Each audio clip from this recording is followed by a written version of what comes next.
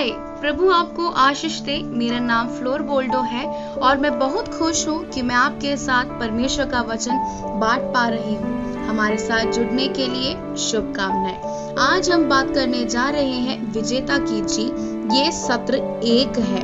हम देखेंगे कि 5 पहलू और 5 बिंदुओं के लिए, ताकि हम वास्तव में विजेता महसूस करें और हम साथ में बच्चों की सेवकाई में कार्य करने की जीत का आनंद ले सके। मैं आपको आमंत्रण करना चाहती हूँ कि मैं आपके साथ परमेश्वर के वचन में चले और देखें कि पहला शमूएल अध्याय 16 उसका 1 से लेकर 13 तक, जिसमें हम चर्चा करने जा रहे हैं।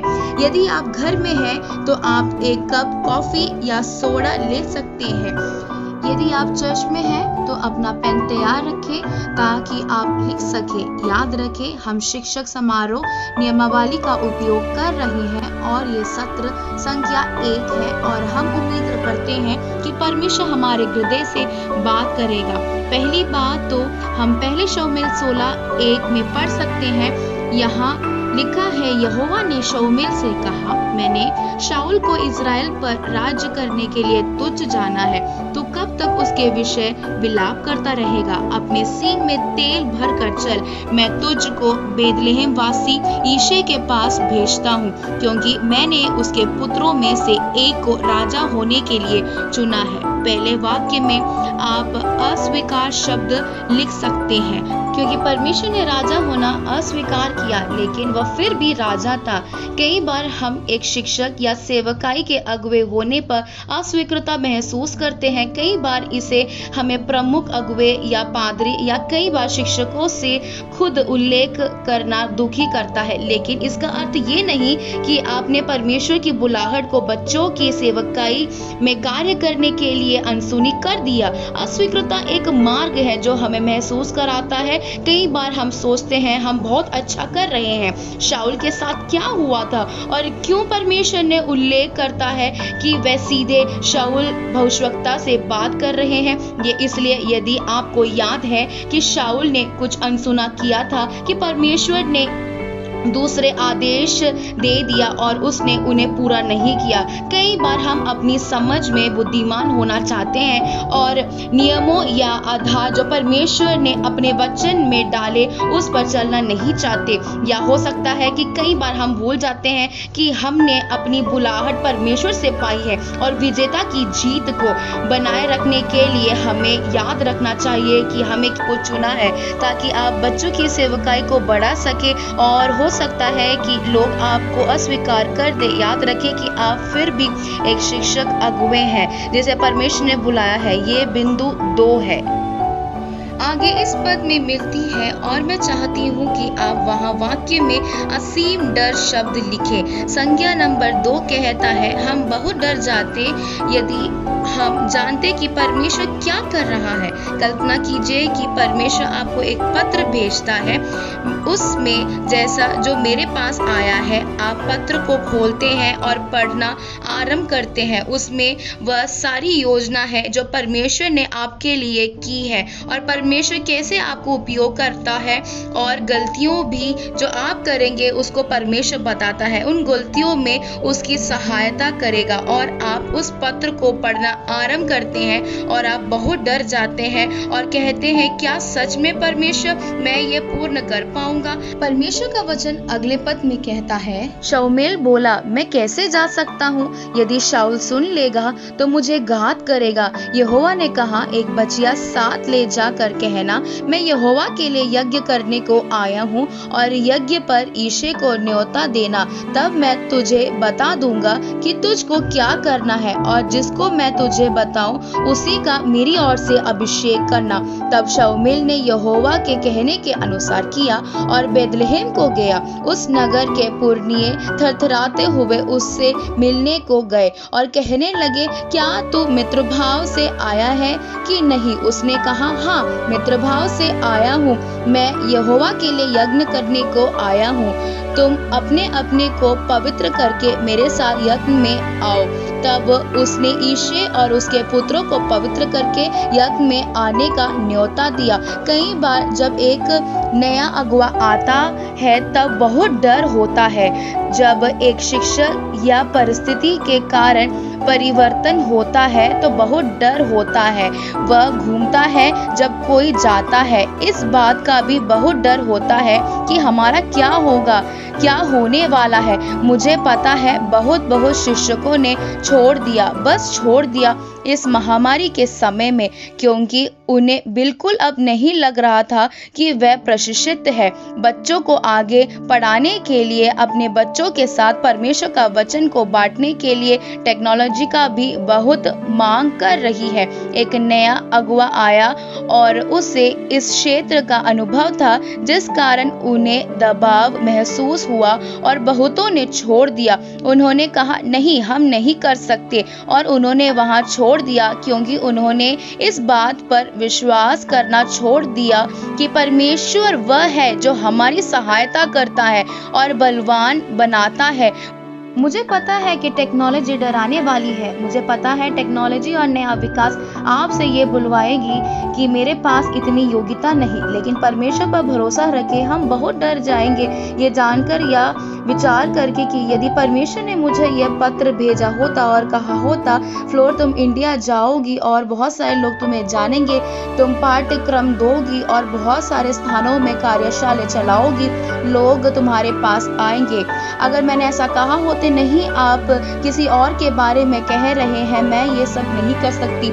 लेकिन सच्चाई ये है कि परमेश्वर के अनुग्रह से हमें बुलाया गया है। मैंने कभी नहीं सोचा था कि इस जगह पर मैं कभी रहूंगी। आज मैं तुमसे इन सारी बातों से, परमेश्वर के वचन से आपसे बात कर रही हूँ, और परमेश्वर मेरे स्वभाव को, मेरे शैली को भी बदल दिया, और अपनी जीवन शैली बदलने का एक डर था। बिल्कुल हाँ, वह एक डर था, लेकिन मैं आपको बता सकती हूँ कि मैंने परमेश्वर के उद्देश्य को पूरा अपने जीवन में होते हुए देखा, और ये बिंदु 3 है।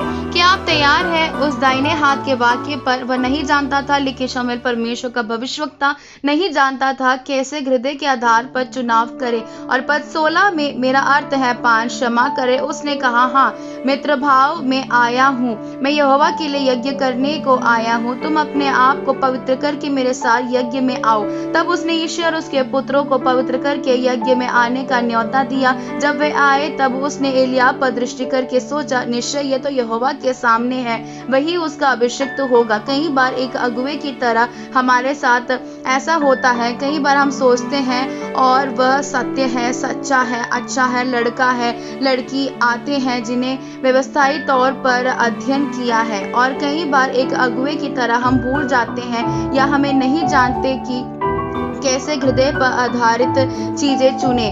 वह एक अत्यंत प्रशिष्ट व्यक्ति हो सकता है, लेकिन हो सकता है कि एक व्यक्ति जिसे पढ़ाई नहीं की है वो व्यक्ति हो जो परमेश्वर वास्तव में जवानों के सम्मुख में रखना चाहता है। आप जानते हैं क्यों? क्योंकि अनुग्रह और ज्ञान परमेश्वर की ओर से आता है। ज्ञान होना बहुत आवश्यक है कि हम जाने कि आपको प्रशिक्षित करें। यही है जो हम कर रहे हैं, लेकिन बुलाहट परमेश्वर की ओर से आती है। कई बार हमें नहीं पता होता कि चुनाव कैसे करें, और यह होता है कि यह अगुवाई के साथ भी होता है। कई बार हम संसारिक ज्ञान पर ध्यान केंद्रित करते हैं। ये बिंदु संज्ञा 4 क्या कहता है? परमेश्वर बाहरी रूप नहीं वरन हृदय को देखता है। जब भविष्यवक्ता ने एलिया को देखा, उसने कहा यह अवश्य ही परमेश्वर का अभिषिक्त है। तख्तवार अवश्य मनोहर, अवश्य एक प्रभावशाली व्यक्ति। और आप जानते हैं कि परमेश्वर बाहरी रूप नहीं हृदय को देखता है। वहां नीचे लिखे, लेकिन परंतु यहोवा ने शमूएल से कहा, ना तो उसके रूप पर दृष्टि कर और ना उसके कद की ऊंचाई पर, क्योंकि मैंने उसे अयोग्य जाना है। क्योंकि यहोवा का देखना मनुष्य का सा नहीं।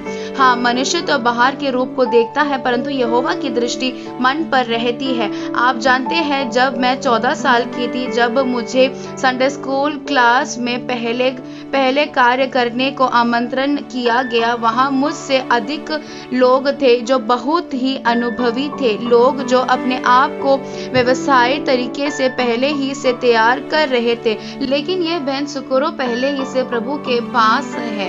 अपने आप में बहुत खुश है।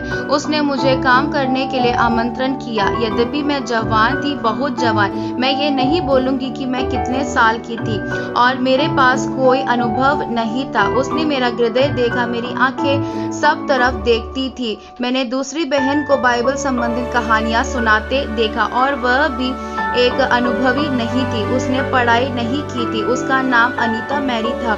मैं मंत्रमुग्ध हो गई क्योंकि मैं ये महसूस कर सकती थी कि प्रभु उसके जीवन का उपयोग हमारे साथ परमेश्वर के वचन बांटने में उन कूटनीतियों के साथ कर रहा था जो उस वक्त बहुत ही आश्चर्यजनक थी। जब मुझे आमंत्रण किया गया, वह बच्चों की सेवकाई की अगुवी थी और उसने मेरे काम को स्वीकार किया। वह था विजेता की जीत मनाना। मैं बहुत प्रफुल्लित महसूस कर रही थी। मैं डरी हुई आई थी, बिल्कुल सही, मैं बस बाइबल का वचन पढ़ा रही थी। मैंने उसी से आरंभ किया, परंतु मैंने महसूस किया कि कैसे परमेश्वर ने मेरे हृदय को भर रहा है। वैसे ही जो कर रही थी वह बच्चों के हृदयों में बैठ जाएगा। मैं जानती हूँ आज बहुत योजनाएं हैं, परंतु यह आवश्यक है कि हम ना भूलें कि परमेश्वर बाहरी रूप को ना देखकर हृदय को देखता है, तो हम वहां केंद्रित होने की आवश्यकता है। जैसे परमेश्वर का वचन कहता है, एक पहलू है जिस पर हमें केंद्रित होना है। हमें परमेश्वर के वचन को बच्चों के हृदयों में बोना है, जो फल लाता है, और वो ऐसा फल लाता है जो ठहरता है। यह आवश्यक है। और क्या होता है, आपके पास वहाँ एक गांव का लड़का है, ठीक, और एक किसान वहाँ जो हो सकता है जिसके पास अच्छी खुशबू नहीं आती, जिसने अपना विशेष सुगंध द्रव्य नहीं लगाता हो, वह वहाँ था। हो सकता है वह हार बजाता रहता हो, मुझे नहीं पता, भेड़ों की रखवाली कर रहा हो। और उस पद में, उस वाक्य में मैं चाहता हूँ आप लिखें शब्द किसान। वह कहता है इस प्रकार, यिशै ने अपने 7 पुत्रों को शमूएल के सामने भेजा और शमूएल यिशै से कहता गया, यहोवा ने इन्हें नहीं चुना। तब शमूएल ने यिशै से कहा, क्या सब लड़के आ गए? वह बोला, नहीं, छोटा तो रह गया और वह भेड़ बकरियों को चरा रहा है। शमूएल ने यिशै से कहा, उसे बुलवा भेज, क्योंकि जब तक वह यहाँ ना आए तब तक हम खाने को ना बैठेंगे। तब वह उसे बुलाकर भीतर ले आया। उसकी तो लाली झलक रही थी और उसकी आंखें सुंदर और उसका रूप सुडैल था। तब यहोवा ने कहा, उठकर इसका अभिषेक कर, यही है। तब शमूएल ने अपना तेल का सींग लेकर उसके भाइयों के मध्य में उसका अभिषेक किया और उस दिन से लेकर भविष्य को यहोवा की आत्मा दाऊद पर बल से उतरता रहा। तब शमूएल उठकर रामा को चला गया। हो सकता है आपके पास मानसिक प्रशिक्षण का नाम ना हो या सनातन पढ़ाई या कुछ भी, किंतु आपके पास परमेश्वर के पुत्र का शीर्षक है और चुना हुआ और बच्चों के जीवनों की सेवा करने की बुलाहट जिसे परमेश्वर ने आपके हाथों में दिया है। और वह किसान जो वहां था और चरवाहा जो मैदान में वहां था, वह राजा के लिए अभिषेक करने के लिए बुलाया गया था। और यद्यपि उसके पास एक नई पदवी थी, उसने वह चरवाहा होना नहीं छोड़ दिया जो वह था। वह जो किसान बना रहा। हमारे भाव अवश्य है कि हम उसकी देखभाल करें, उस संबंध की देखभाल करें जो हमें परमेश्वर के साथ है। यदि आज परमेश्वर आपको बुला रहा है एक स्थान पर अधिकार करने, उस सब के साथ जो आ रहा है, ले लीजिए, यीशु के नाम से उसे ले लीजिए, मना मत कीजिए, एक विजेता बनिए। किंतु याद रखें उसे जिसने आपको बुलाया है, याद रखें आप कहां से आ रहे हैं और आप यहाँ क्यों हैं। क्यों आप बच्चों को परमेश्वर का वचन सुनाते रहना चाहते हैं? क्योंकि आपको हृदय पर केंद्रित होना है, क्योंकि इस पीढ़ी को जानने की आवश्यकता है कि यीशु सच्चा है, कि वह मिथक नहीं है, वह कहानी नहीं है। वह हमारे जीवन में सच बना रहता है। जब हम मुश्किल परिस्थितियों में जा रहे होते हैं, आप बच्चों को बोल सकते हैं, आप जानते हैं परमेश्वर आपके साथ है। जब उनमें से बहुत से बच्चों ने इन महामारी में अपने माँ बाप को खोया और वे अनाथ हो गए, और आप उनसे कह सकते हैं कि विश्वास रखें कि परमेश्वर आपके साथ है और आपको सहायता करेगा और आपकी रक्षा करेगा। यह हमारे लिए यह एहसास नहीं करा सकता कि हम जीत रहे हैं, लेकिन मुझ पर विश्वास रखें। शिक्षक, मुझ पर एक अगुआ जो मुझे सुन रहा है, बच्चों की सेवकाई के पादरी, आप जो आज कर रहे हैं, इन बच्चों के जीवन में प्रभाव डाल रहे हैं। आप एक विजेता हैं। आइए हम प्रार्थना करें। हे हमारे स्वर्गीय पिता, तू जो स्वर्ग में है, इस घंटे में मैं आपके सामने सारे शिक्षकों को रखती हूँ, बच्चों के सेवकाई के अगुए, पादरियां, स्वयं सेवके, जो भी सुनेंगे और जो सुन रहे हैं इस वचन के द्वारा वह उत्साहित हो। यदि उन्हें बस छोड़ देने का महसूस हो रहा है या फिर बंद करने का महसूस कर रहा है, अगर वो परमेश्वर की सेवकाई नहीं कर पा रहे, बच्चों की सेवकाई में वो शामिल नहीं हो पा रहे, अगर उनके मन में ऐसा महसूस हो रहा है कि वो योग्य नहीं है, तो खुदा परमेश्वर आप उन्हें मदद करें, उन्हें सहायता करें प्रभु।